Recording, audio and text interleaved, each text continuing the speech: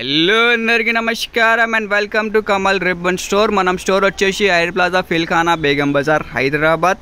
మేము మీ friend Nilesh. So మళ్ళీ ఈరోజు వచ్చేసి ఒకటి జబర్దస్త్ వీడియో ఆఫ్ బ్లౌజ్ టిష్యూ తీసుకొచ్చినాం.